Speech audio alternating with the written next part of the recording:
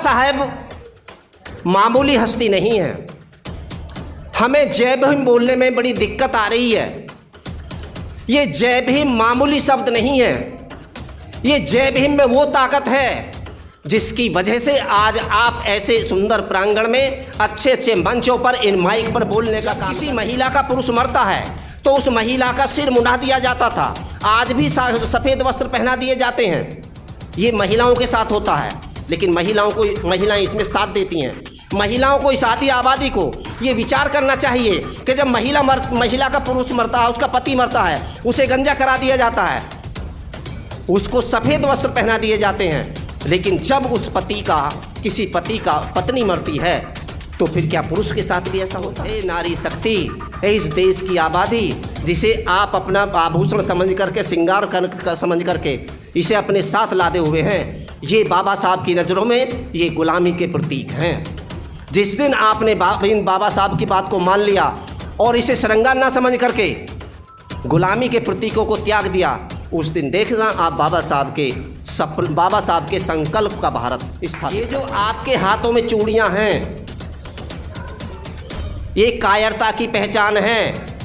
आपने किताबों में पढ़ा होगा, मुहावरों में पढ़ा होगा, चूड़ियां पहन ले, पढ़ा होगा नहीं? आप अगर गांव देहात के में से निकल करके यहाँ से दिल्ली में आकर बसे हों, जब झगड़े होते थे गाँव में, गलियों में, और पत्नी के पक्ष में पति नहीं लड़ रहा तो पत्नी चूड़ी निकाल कर देती, ले अन्याय चूड़ियाँ पहन ले। इसका मतलब है ये कमजोरी का। इसे देख लेना, जिस दिन आपने बाबा साहब की 22 प्रतिज्ञाओं का पालन कर लिया, दुनिया की कोई ताकत नहीं है कि आपको इस व्यक्ति के पास कोई ले जाए। इस व्यक्ति के पास कोई आपको ले जा नहीं सकता जिस दिन आपने बाबा साहब की 22 प्रतिज्ञाओं का पालन कर लिया। और जब तक आप बाबा साहब की 22 प्रतिज्ञाओं का पालन नहीं करेंगे, आप कितने अम्बेडकरवादी बन जाएं, आप कितने बाबा साहब को मानने वाले बन जाएं, तो आप समझ लीजिए आप बाबा साहब के विचारों की हत्या कर रहे हैं। उन बाबा साहब की जिन्हें दुनिया ने बोधिसत्व का उपाधि दी, बोधिसत्व की।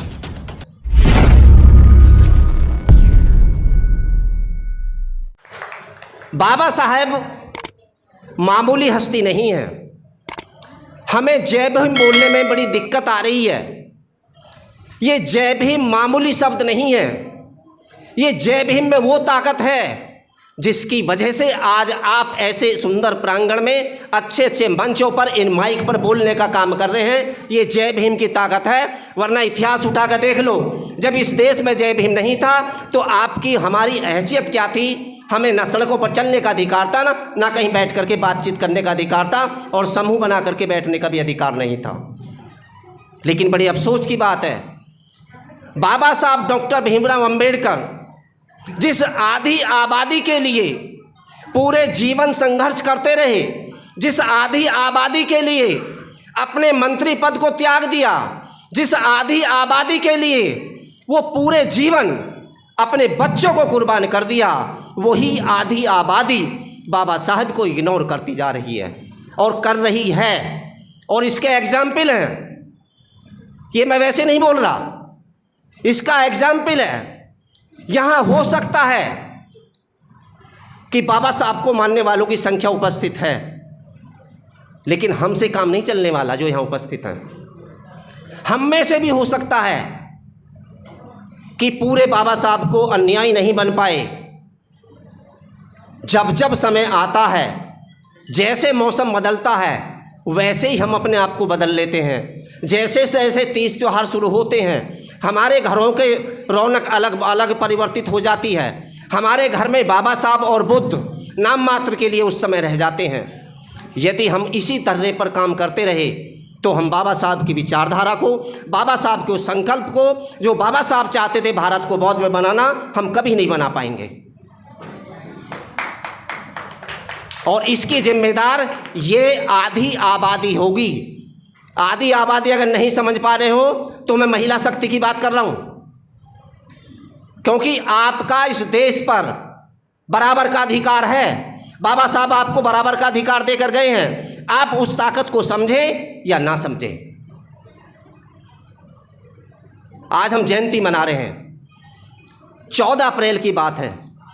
ईमानदारी से बताना, क्या हम वास्तव में 14 अप्रैल के दिन बाबा साहब की जयंती मनाते हैं जिस रूप में हमें मनानी चाहिए?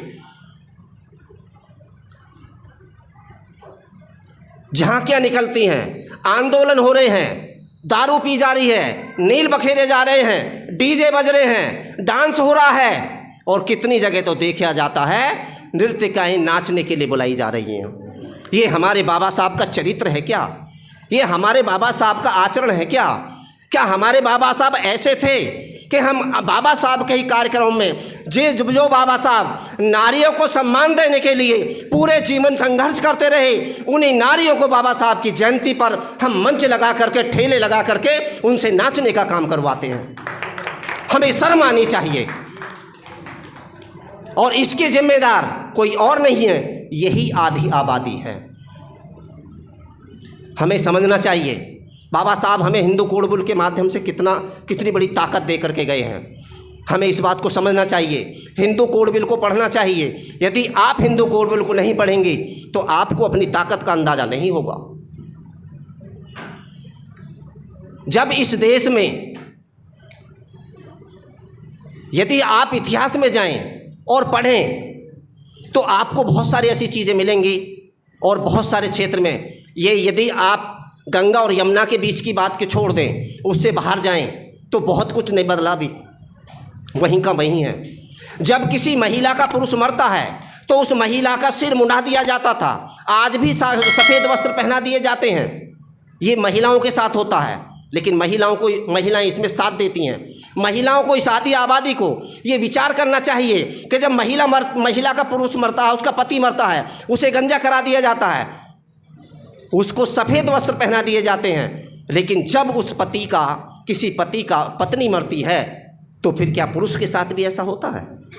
क्या उसको भी गंजा किया जाता है? तो फिर हम ये इस बात पर विचार क्यों नहीं करते? क्या नहीं करना चाहिए? ये दोगली बातें क्यों? बाबा साहब आपको बराबर बना करके गए हैं, लेकिन आप बाबा साहब को समझने को तैयार नहीं है, इसलिए आप अभी भी उन्हीं पुरानी बातें, रीति रिवाजों पर अड़े हुए हैं। हम कब सुधरेंगे? आप ईमानदारी से बताइए। एक व्यक्ति यदि यहाँ आ जाए,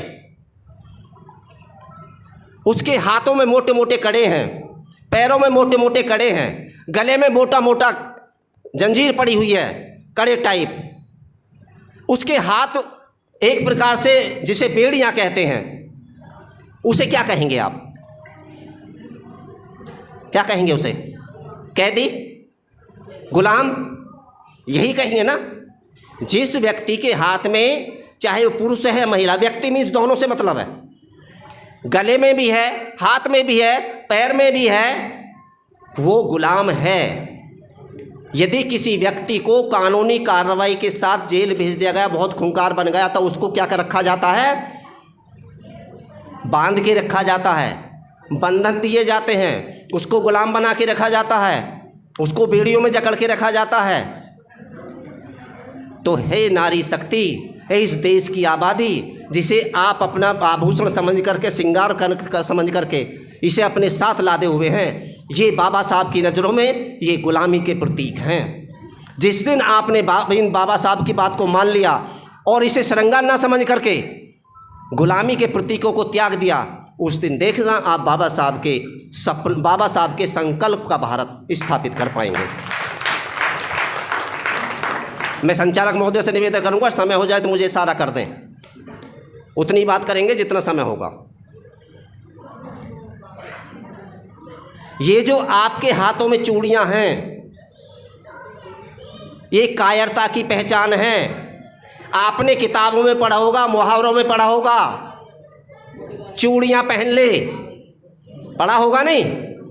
आप अगर गांव देहात के में से निकल करके यहाँ से दिल्ली में आकर बसे हों, जब झगड़े होते थे गाँव में, गलियों में, और पत्नी के पक्ष में पति नहीं लड़ रहा तो पत्नी चूड़ी निकाल कर देती, ले अन्याय चूड़ियाँ पहन ले। इसका मतलब है ये कमजोरी का प्रतीक है। तो क्या आप कमज़ोर हो? आपको बाबा साहब ने वो ताकत दी है लेकिन आज भी आप अपने आप को कमज़ोर माने हुए हो, कमज़ोर बनाए हुए हो। बाबा साहब का अभी भी आप इंतज़ार कर रहे हैं, यादी आबादी, कि बाबा साहब आएंगे और हमें फिर से हमें कुछ और बेहतर करके जाएंगे। बाबा साहब कर गए, ये संभालना आपकी जिम्मेदारी है। और जिम्मेदारी केवल ऐसे ही नहीं है, आप दिल्ली जैसे शहर में रह रहे हैं जो भारत का दिल है। ये आपके लिए बड़े गर्व की बात है। मैं भी एनसीआर में रह रहा हूँ, लेकिन मेरे लिए इतनी गर्व की बात नहीं है। लेकिन आप भारत के दिल में रहते हैं, और भारत का दिल का मतलब है ये वो भारत का दिल है जहाँ बाबा साहब ने इसी सरजमी पर बैठ करके आपके लिए नियम कानून बनाए, आपके लिए संविधान लिखा। ये वो पवित्र धरती है।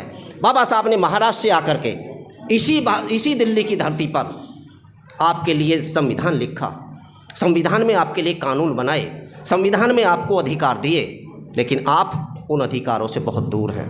हम बाबा साहब की जयंती मनाने की बात करते हैं, मैं वापस अपनी उसी बात पर आ रहा हूँ। ईमानदारी से बताइए, यहाँ जितने उपस्थित जो चले गए, क्या ईमानदारी से बताइए उस दिन आपने अपने घर पर पायस बनाई? झूठ मत बोलना, यहाँ कोई परीक्षण नहीं हो रहा। पायस बनाई तो क्या अपने आस पड़ोस के 5 परिवारों को, 5 घरों को एक एक कटोरी वितरित की? समझ जाएंगे, समझ पता है ना, अब ये सब वही बैठे हैं, मंजे हुए हैं सब। ये सही मायने में अगर आप बाबा साहब की जयंती मनाते हैं, और अगली बार की बात कर रहा हूं मैं, आगे एडवांस में बता के जा रहा हूं आज आपको, सुबह उठिए, नहाना धोना करिएगा, घर में पायस बनाइए, कोशिश करें कि परिवार के सभी सदस्य सफ़ेद कपड़े पहने, अगर नहीं है तो फिर जैसे हैं वैसे पहने। बाबा साहब की जयंती मनाने का काम सबसे पहले अपने घर में करें। अपने घर में एक टेबल लगाएं, बाबा साहब की और बुद्ध की प्रतिमा लगाएं, फोटो लगाएं, और पूरा परिवार बैठ करके, सिर्फ पूरा परिवार अपना बैठ करके बाबा साहब को पुष्प अर्पित करें, बाबा साहब को नमन करें, पंसील गाएं, और वहाँ से उठ करके फिर जो घर में आपने खीर बनाई है, पायस बनाई है, उसे खुद भी खाएं और अपने आस पड़ोस के 5 लोगों को देखने के जाएं। ये आपकी नैतिक जिम्मेदारी है। और आप उनसे जाकर के कहें कि आज बाबा साहब का 133वीं जन्म जयंती है, आपको बाबा साहब की 133वीं जन्म जयंती की बहुत बहुत मंगल कामनाएं। ये आपको शुभकामनाएं नहीं, ये भी ध्यान रखना, शब्दों का ध्यान रखना है। तुम्हारा शुभकामनाएं नहीं है, तुम्हारी मंगल कामनाएं हैं। शुभकामनाएं होंगी जिसकी होंगी, हमारा शुभ से कोई लेना देना नहीं है। अभी हमारे गुरुजी बता रहे थे, यदि हम वास्तव में बाबा साहब को फॉलो करते हैं तो हमारी भाषा, हमारी तहजीब, हमारा रहन सहन, हमारा खान पीन, हमारा व्यवहार, हमारा चरित्र दूसरे को दिखाई देना चाहिए। केवल एक दिन हम अपना व्यवहार दिखा दें, हम एक दूसरे को गले मिल लें, एक दूसरे को बधाई दे लें, और 64 दिन के लिए सो जाएं। ये बाबा साहब का सम्मान नहीं है। यदि बाबा साहब का सम्मान चाहते हो तो मेरा इसी आदि आबादी से निवेदन है कि आपको ज़मीनी स्तर पर काम करना होगा। ये जो महिलाएं हमारी यहाँ बैठी हैं, ये सारी की सारी वो महिलाएं हैं, वो हमारी नारी शक्ति हैं जो कहीं ना कहीं काम करने, चाहे गाने के माध्यम से, चाहे स्पीच के माध्यम से। लेकिन अब हमारी नैतिक जिम्मेदारी है कि दिल्ली से बाहर भी निकलने का प्रयास करें। आप संपन्न लोग हैं, आप संसाधन वाले लोग हैं, आप घोड़ा गाड़ी वाले लोग हैं, आप बंगला गाड़ी वाले लोग हैं। आप दिल्ली से 100 किलोमीटर दूर भी जाकर के कोई मीटिंग कर सकते हैं, प्रोग्राम कर सकते हैं। जिनके पास गाड़ी नहीं है और जिनके पास हैं और कार्यक्रम कहीं दूर है, प्रोग्राम करने वाली महिलाएं हैं, प्रोग्राम करने वाले पुरुष हैं, तो मेरा उन सभी पुरुषों से, उन परिवारों से निवेदन है जिनके पास गाड़ियां हैं, उनका कुछ भी नहीं तो कम से कम उनका सहयोग गाड़ी ले जा करके करें। इससे क्या होगा, यदि हमारे पास अच्छे संसाधन हैं तो हम ज़्यादा बेहतर काम कर पाएंगे। बाबा साहब, बोधिसत्व बाबा साहब आपके जीवन को श्रेष्ठ बनाना चाहते थे, लेकिन बड़े अफसोस की बात है, श्रेष्ठता तो बहुत दूर की बात रह गई। आज हमारे घरों में नशा जिस कदर हावी होता जा रहा है, जब देखने को मिलता नहीं। मैं देहात का रहने वाला हूँ। शाम का समय जब होता है तो गाँव के तिराहे चौराहे पर एक जमात इकट्ठी हो जाती है और वहाँ पर पौवे पीने का काम करते हैं। मैं नहीं समझता दिल्ली वाले भी, शहर वाले भी इससे ज़्यादा दूर रहे होंगे। आज इस बात का अफसोस है कि कोई परिवार ऐसा नहीं मिलता कि जो पूरा का पूरा शुद्ध है इस मामले में। परिवार में कोई सदस्य बचा हो सकता है, परिवार में कोई सदस्य बचा हो सकता है नशे से, लेकिन मुझे परिवार बचता हुआ नज़र नहीं आ रहा। और इसका जिम्मेदार, इसकी जिम्मेदार सबसे ज़्यादा हमारी नारी शक्ति है। नारी शक्ति क्यों है? आप ही हो जो बाबा साहब की विचारधारा को पीछे ले जाने का काम कर रही हो, और आप ही हो जो बाबा साहब की विचारधारा को आगे ले जाने का काम करेंगी। और आगे ले जाने का तरीका है कि आपको बाबा साहब बताए हुए उस मार्ग पर चलना है, उन सब चीज़ों को बंद करना है जिसे बाबा साहब मना करके गए। बाबा साहब आपके लिए 22 प्रतिज्ञाएं दे करके गए। आप बाबा साहब की 22 प्रतिज्ञाओं का अपने जीवन में पालन कर लो, आपको किसी की ज़रूरत नहीं पड़ेगी। मैं आपको एक घटना बता रहा हूँ। मेरे एक बचपन के मित्र हैं, ब्राह्मण हैं। एक दिन उनके घर पर ही हम बैठे बातें कर रहे थे। अब क्लास फेल हो रहे हैं तो बात भी हमने पूरी खुल के कर सकते हैं। उधर उस मेरे मित्र के पिताजी सुन रहे थे जो हमारी दोनों की वार्तालाप चल रही। जानते जो अंदर से आकर के उन्होंने क्या कहा कि मास्टर जी एक बात बताइए, हमारे महापुरुषों ने, हमारे बुजुर्गों ने तुम्हारे बुजुर्गों के साथ अन्याय किया, हम स्वीकार करते हैं, लेकिन एक बात बताइए, यदि अन्याय किया, तुम्हारे साथ बुरा किया, अत्याचार किया, फिर भी तुम हमारे ही पास अपना नसीब, किस्मत, भाग्य पूछने के लिए आते हो, तो क्या हम तुम्हें बुलाने जाते हैं? तुम आज तक क्यों नहीं समझ पा रहे कि तुम्हारे बड़े बूढ़ों का हमने अपमान करा और तुम ही हमारे घर आकर के हमारे पैर भी छूते हो और हमें दक्षिणा भी दे करके जाते हो? ये गलती हमारी है या तुम्हारी है? सोच के बताइए किसकी गलती है? यदि उन सज्जन ने मुझसे ये कह दिया, मेरी आंखें नीचे झुक गईं, क्योंकि मैं बड़ा सीना तान के उनके बेटे से बड़ी लंबी लंबी बातें कर रहा था। तुम्हारे बड़े बूढ़ों ने ये किया, तुम्हारे उन्होंने ये किया, ये किया। वो उस बात को स्वीकार भी करते हैं, लेकिन साथ में जो उन्होंने कहा, ये हमें सोचने की बात है। ईमानदारी से बताइए, क्या आज आपके घर कोई बुलाने आ रहा है? आ रहा है कोई? लेकिन हम जा रहे हैं, और जा इसलिए रहे हैं क्योंकि हमने बाबा साहब की 22 प्रतिज्ञाओं का पालन नहीं किया। ईमानदारी से देख लेना, जिस दिन आपने बाबा साहब की 22 प्रतिज्ञाओं का पालन कर लिया, दुनिया की कोई ताकत नहीं है कि आपको इस व्यक्ति के पास कोई ले जाए।